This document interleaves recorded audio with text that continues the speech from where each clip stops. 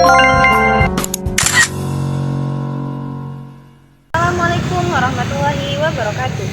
Yang saya hormati Bapak Muhammad Irfan SHI MSy selaku dosen pengampu mata kuliah Fikih Siasah.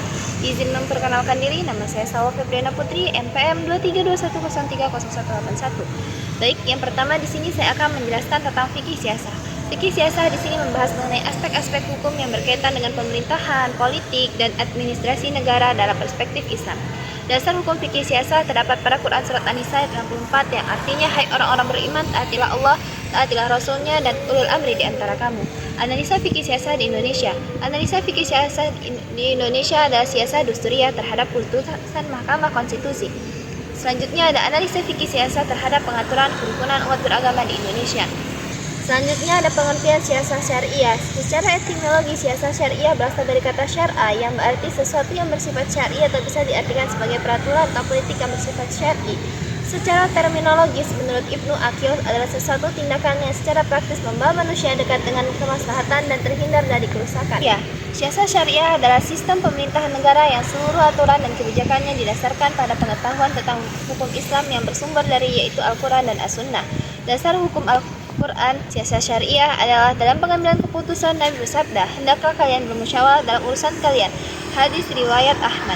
Sumber fikih siasah ada 3 bagian, yang itu yang pertama ada Al-Quran dan Al-Sunnah, yang kedua ada sumber-sumber tertulis selain Al-Quran dan Al-Sunnah, yang ketiga ada peninggalan kaum muslimin terdahulu. Selanjutnya ada ketatanegaraan dalam Islam. Yang pertama ada ketatanegaraan Islam pada masa Rasul. Pada masa 13 tahun pertama kenabiannya, Nabi Muhammad SAW menyampaikan dakwahnya kepada masyarakat Mekah dengan menekankan pada aspek akidah. Namun, bukan berarti bahwa aspek sosial diabaikan. Ayat Al-Quran yang diturunkan di periode ini bahkan banyak berbicara mengenai aspek ancaman terhadap diturunkan di periode ini. Ketidakadilan praktik-praktik bisnis yang curang. Setelah Nabi hijrah ke kota Madinah, respon kalangan masyarakat Madinah keberadaan Nabi SAW dan ajaran agama baru yang dibawanya sudah mendapat tempat dan disepakati. Dalam menjalankan roda pemerintahan negara Madinah, kelihatannya Nabi Muhammad SAW tidak memisahkan pada masa Al-Khulafaur Rasyidin. Yang pertama, pada masa Abu Bakar As-Siddiq. Abu Bakar selama memimpin pemerintahan Islam meskipun masih dalam tahap yang sederhana telah berusaha untuk menggunakan 3 cabang kekuasaan, yaitu yang pertama ada eksekutif, yang kedua ada legislatif, yang ketiga ada yudikatif. Selanjutnya, pada masa Umar bin Khattab, pada masa pemerintahannya yang berlangsung selama 10 tahun 6 bulan, baik di bidang politik, teritorial, sosioekonomi maupun sosiokultural. Lembaga-lembaga yang muncul pada masa Khalifah Umar bin Khattab yaitu mendapatkan distribusi dari dana dari Baitul Mal. Selanjutnya, pada masa Utsman bin Affan. Yang pertama ada pembantu wazir atau muawin, yang kedua ada pemerintahan daerah atau gubernur, yang ketiga ada hukum. Selanjutnya masa Ali bin Abi Thalib. Yang pertama ada dalam bidang politik militer, yang kedua ada dalam bidang pembangunan. Selanjutnya, prinsip-prinsip utama ketatanegaraan Islam. Yang pertama ada syura, yang kedua ada keadilan, yang ketiga ada kebebasan. Selanjutnya ada siasah dusturiyah. Siasah dusturiyah membahas masalah perundang-undangan negara mengenai prinsip dasar yang berkaitan dengan bentuk pemerintahan, aturan yang berkaitan dengan hak-hak rakyat dan mengenai pembagian kekuasaan. Siasah dusturiyah dapat dikatakan sebagai ilmu politik, pemerintahan, dan ketatanegaraan dalam Islam yang mengkaji aspek-aspek yang berkaitan dengan dalil umum dan Al-Quran dan Al-Hadis serta tujuan syariat Islam. Selanjutnya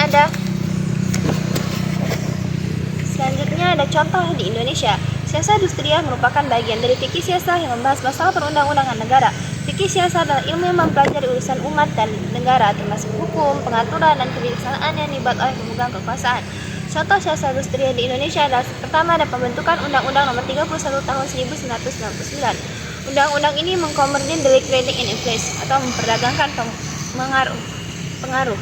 Selanjutnya ada siasah dauliyah. Siasah dauliyah bermakna tentang daulat, kerajaan, kekuasaan, wewenang, sedangkan siasah dauliyah bermakna sebagai kekuasaan kepala negara untuk mengatur negara dalam hal hubungan internasional, masalah teritorial, nasionalitas, ekstradisi, tahanan, pengasingan tahanan politik, pengusiran warga negara asing. Selanjutnya ada dasar-dasar siasah dauliyah. Yang pertama ada kesatuan umat manusia, yang kedua ada al-adalah atau keadilan, yang ketiga ada al-musawah atau persamaan. Selanjutnya ada contoh di Indonesia. Siasah dauliyah adalah politik hubungan internasional Islam yang terdiri dari 2 kata, yaitu siasah yang berarti mengatur objek tertentu untuk tujuan.